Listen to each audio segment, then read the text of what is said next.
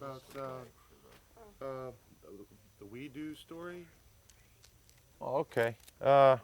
Porky was on We Do Mm-hmm. approximately 2.5 years ago, and he had left the station, and they were in search of someone to take his place, and they were kind enough to ask me to come and take his place. And with my schedule at the store, it was a little tough, but we worked out the schedule, and I did approximately 3 evenings a week. So basically, with Porky being at WEDO and leaving WEDO, that's why I'm on the radio now, and now I left WEDO and went to WIXY on Sunday nights. But indirectly, Porky's the reason. Uh, I'll edit this in. Could you just say your name and you're the owner of the record warehouse? I'm Dave Raymer, and I own the record warehouse in McKEE Sport. All right. Porky as a man, what do you know about him? A lot. Uh, He's a legend. The man is incredible. He's a phenomenon. He played music back in the 50s and 60s that no one else would play. He was condemned for playing black artist music. When I say black artists, I'm talking single artists and groups. And through the years, I've had the pleasure of meeting a lot of groups, such as the Moonglows, Little Anthony, Freddie Paris and the Five Satins, on down the line. A lot of them at the Roots of Rock and Roll show, and I've had the pleasure of having a few of them in the store here. Johnny from Johnny and Joe was in the store here. A few fellas from the El Vinos have been in the store, the Diadems, the Stereos, and one name always crops up, and that's Pork the Torque. It seems that Porky played a lot of the music that they recorded, and at that time in the 50s and 60s, a lot of stations frowned upon black artists and R&B music. But Porky basically just played the music, and if he was condemned for it, he never listened, you know. He gave a lot of groups their starts. He made them become big in this part of the United States, and it spread across the United States. So, you know, Porky had a lot to do with a lot of the groups and single artists, black groups and single artists. Kind of gave them their start. Bo Diddley talks very highly of Porky, and at the last Roots of Rock and Roll show, he had made the statement that Pork was his friend, and that he owed an awful lot of his success to Porky Chedwick, because Porky gave him a break and pushed his music. Porky as a man, how would you describe him? Just adjectives. He's a showman. I mean, that's the biggest thing I can say about Porky. He's a showman. He's not afraid to express his feelings about music, and that shows because of what he did in the early years, you know, with playing the music that nobody really cared about, but he made it big. The man's a phenomenon. He knows how to be a showman, he knows how to promote himself, and he knows how to promote music. And that's why he's reached his plateau to where he's at today. Tell me about the record hops that Porky's started, or that he... Porky was wild. Porky had a lot of offers from different nightclub owners to play clubs. And like I said, he's a showman. He would take the shot. He would play the music that he was known for. And at that time, most of the time that he was at the hops, he played whammo. And he was well liked. People enjoyed what he played. He had his own breed of people, and they showed up at those sock hops. There were always successes. 99% of the time, Porky was a success anywhere he went to do a sock hop or a dance. Sock hop?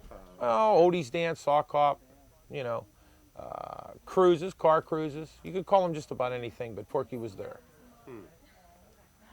Yeah, my kid wants 2 records. Some of the people that have been influenced by Porky, some other DJs, could you tell me? Some other DJs, most all the DJs in Pittsburgh, in one way or another, in one form or another, were definitely influenced by Porky.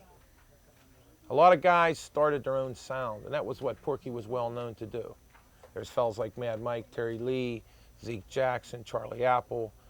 They've all been influenced. Bob Lavorio, and they all look up to Porky Chedwick. I know that for a fact because I've talked to quite a few, not all of them, but the majority do look up to Porky because Porky is what he calls himself, the originator. And basically that's the truth. That's what Porky is, the originator. Okay, this is great so far. Change the I know a lot about the old fart, I'll tell you. He's a character. Yeah? Do you have any funny stories that you know about him? Something that maybe you only know? No, I'll tell you what, if he ever did anything crazy or funny, he did it in front of a lot of people. I wouldn't be the only one to know about it. Yeah. But I'll tell you what, he used to come in the store, when he was on WEDO, he used to come in the store quite frequently because we were close to the station. And I used to give him, you know, records to promote, something I had quantity on. And if it was a half decent piece that he thought was, you know, he thought was good, he would play it and promote it for us. And it was nice when he came in the store. I mean, we got a chance to talk to him. A lot of my customers were surprised that he was here, and they got a little excited, you know, because Porky, the great Porky Chedwick, was here. And it was nice, you know. It helped the store in a lot of ways, you know. A lot of the music we have in the store here is basically stuff that he played, along with other disc jockeys in the Pittsburgh area. What are some of the main groups and their songs that you can think of offhand? Wow, there's a lot. Most of the Moonglows. I mean, the last time that the Moonglows were down here in Pittsburgh for the Roots of Rock and Roll show, I had the distinct pleasure of being in their dressing room and talking to them. And most of the conversation surrounded Porky Chedwick and about all the music they had done and the music that he played to promote the group. Little Anthony was out of Dynasty, and as a lot of people know, Dynasty used to be the White Elephant. White Elephant was quite a place. A lot of the performers out there that have recently come back, like Crip Johnson and the Dell Vikings, Bill Pinkney and the Drifters, Little Anthony. I mean, there's many more coming, like Hank Bauer's coming at the end of June. And most of these people right away bring up the fact that Porky played their music and promoted it. Hank Bauer did Let's Go, Let's Go, Let's Go. He also did the original Twist before, you know, Chubby Checker made it big. Hank was well known for that. And Porky played that version of the Twist. You know what I'm saying? He also did Annie Had a Baby and Work With Me, Annie, which was very, very popular. Porky also played these. Go ahead and do that. If you need to put it on, go ahead. I'll just... Keep on Dancing Harper and Row. What do you want to know? What I want for it? No, I need to know if that's what the song he's looking for. Keep Dancing was probably... Keep on Dancing? Keep on dancing. I wonder if that's really... That's probably the Gentrys or the Avantes. Yeah, the Gentrys. Or the Avantes. Definitely the Gentrys. It has to be one of those two. The Avantes also. He's the Gentrys. I didn't think of that. But it's phenomenal. Every time I'm around any group or single artist in the Pittsburgh area, 9 times out of 10, if they sang R&B, Porky had a part of their life. I mean, he was involved in a part of their life.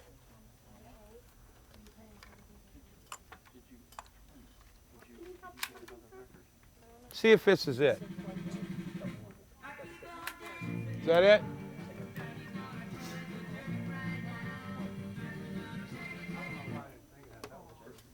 This is good. I like this, that you're moving around and people are in the background.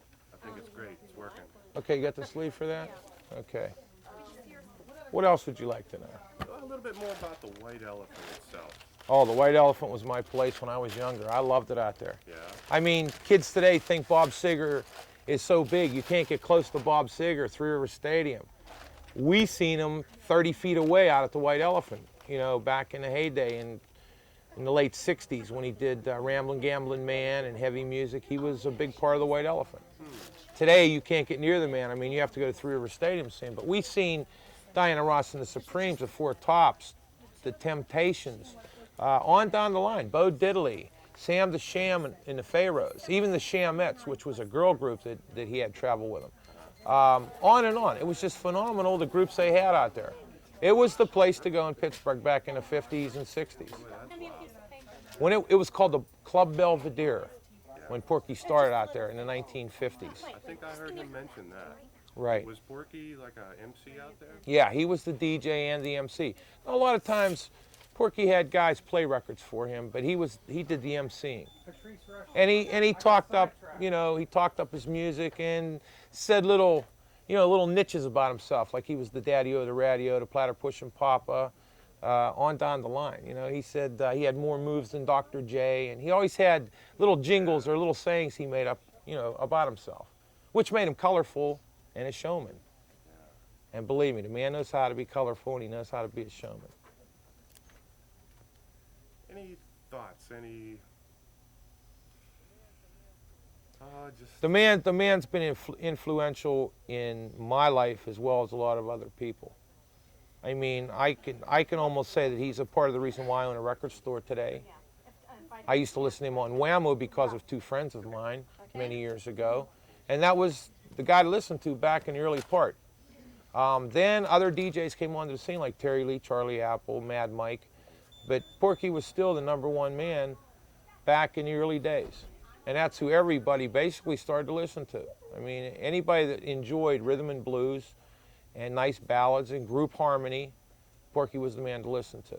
And then as I said before, a lot of other DJs that became well known later on came on the scene.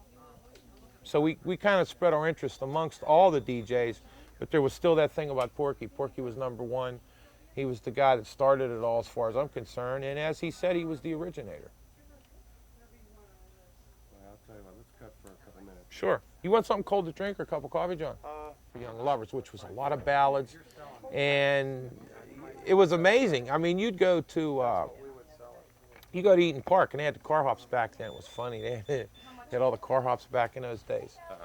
And you could hear, everybody had hot rods and fancy, or they had old jalopies. You know, they were all lined up around the parking lot. And all you heard was the echoing of Terry Lee on WMCK right over at the Elks building.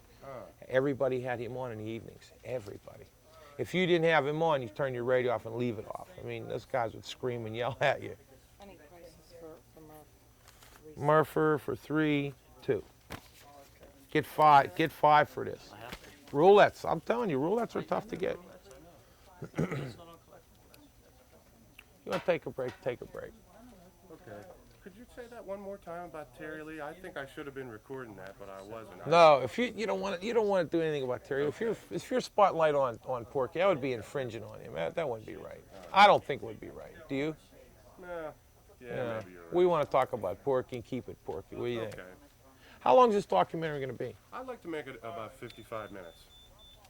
Be What great. I'm going to do. No, I'm talking overall. You and Travis are producing this. And shoot in on that and you know, do some stuff with him out there in the crowd.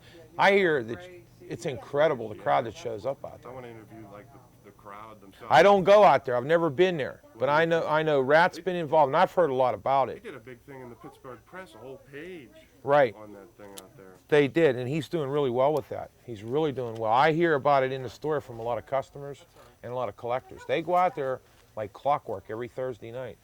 But Name now of this place? What's it's the name? called The Grove. Oh, okay, out in Bethel Park. Yeah. Very big, well-known place for oldies also back in the 60s, you know. Not quite as big as the White Elephant, but it was well-known, I mean, for people in that area. The White Elephant by far was the place, believe me. Sunken dance floor, the atmosphere. You've been in Dynasty, Yeah. I'm sure. Just think about what that would look like in the 50s with a sunken dance floor and where the DJ booth is overhung. That used to just be a balcony. That wasn't a DJ booth. They used to play off the stage, or they used to play up above the dressing rooms there on each side of the stage, where another place where they used to, you know, they used to DJ out there. A lot of DJs would play up in the balcony in the front there off the stage. They never played off the balcony in the back there, where the DJ booth is now. But it's a phenomenal place. I mean, they had the big mirror balls back then. All they did was update the Saturn tubing lights, you know what I mean, around the mirror balls. But, you know, they just updated the place. The place is phenomenal. You know, it's to me, it's one of the nicest nightclubs right now in Western Pennsylvania. It has an atmosphere. It's got the reputation, you know what I mean, and the history. So Patty and I are doing a lot to keep the oldies alive. I mean, I do a lot of advertising for them on the radio show that I do, and I keep the listeners up to date on who's going to be performing there. We've had Crip Johnson out there. We've had the Drifters. We're working on having the Flamingos, the Moonglows, and also Pittsburgh Sinceres in one evening in September. So I'm hoping that comes off. If it does, it's going to be a phenomenal show. But that's in the workings right now. We're still working on it right now. So I'm hoping it comes off. And a lot of people have heard about it and are becoming very excited about it. So I don't know what's going to happen. We're trying, you know. You know, when I worked with Porky Chedwick, I had a job as a DJ about 8 months of my life. Did you work with him? Yeah, up at 1510 when it was WNRZ. Yeah. Yeah. I didn't know. I still know about 1/100th of what there is to know about Porky. I had no idea. I remember when I was a little kid, I saw these cups out at Stop and Go. Porky Chedwick memorabilia stuff. Right. That's all I knew. And then years There's later, people that actually collected that stuff, and they have that stuff today. years later, I worked with a guy named Porky Chedwick and found out his name was Craig. Mm-hmm. You know, I'm just... I really don't know his real name. It's I really, Craig yeah, Chedwick. Craig Chedwick. That's incredible. Yeah. It's always known as Pork. I don't think Yeah. there's too many people that know that about the man. All we know is the guy played some great R&B music throughout the years. You know, and I know he's up in age, but he's still around. Yeah. He's still around, you know, and he's still doing great. Nobody really knows how old he is, John, because he will never admit to anybody how old he is. He's been asked that He told me question he a came to million my mother's times. funeral, and yeah, he's about 61. That's incredible. I know he's up there. He's been in the business for over 35 years, you know, as far as I know. But Whammo was the biggest station he was known for playing on. He started a lot of other smaller stations, but going FM, I think Whammo's the biggest. Now he's playing for what, Weep? Saturdays? He's got the syndicated thing that's on. There's 6 stations. I don't know what all they The only are. problem with it, he plays new stuff along with old stuff. That's Yeah. not him, you know? I wish the man, now when he goes to the Grove, he plays a lot of the older stuff that he's always played, you know, and was known for playing back then. But when he's on Weep now, he plays Rolling Stones music, which is something he never did before. You know what I mean? He plays a variety. He mixes a little bit of new with a little bit of the old. It's just not him, you know? We want the Porky that we've always known. Louis Armstrong. You know what I mean? Everybody knows him as playing R&B music and nice ballads, group harmony. But, you know, you don't play newer music with what you're known. I think that's where Terry Lee took a beating, because he was well known for playing the music for young lovers. And then towards the late 60s and early 70s, he had a television show. And when he had the television show, he went to the disco era, and he mixed the disco sound with his older sound, and that's where I think he slipped. Now, to me, you go with something that works. If something works for you, stick with it. Don't give up. That's where both of these gentlemen, along with a few of the other DJs, kind of slipped a little, because they tried to be innovative and tried to be, they tried to change their crowd. See, they always had the older people as their crowd. Now, and when I say older, I'm talking like people from their late 20s up to their 50s. They tried to go to the teenage scene. You know what I mean? They went to what the teenagers were into that particular time. And I think that's what hurt them to a point. I think they should go back and play what they were always known for playing. And they'll never lose it, because you got faithful listeners out there. People that care about you, they love what you do, they love what you play. So that's vitally important. I know with a music store, I've got a wide range of likings in music, but my love is with the oldies. I mean, I do an oldies show, and I stick with that format, you know, which is, there's a lot of comments about that. A lot of our listeners call, and they enjoy what we play, and they tell us, don't change the format. You're doing great. This is what we want to hear. We don't want to hear the newer music. So I guess that tells it all, you know. I guess the dusty discs all come in to play with that train of thought. Right. I mean, if you look at Porky's album covers, we have a few here. His albums are hard to come by anymore. And believe it or not, they're wanted all over the country. I've had people call me call and send letters from California, Florida, Texas, Arizona, New York, I mean, all over the country.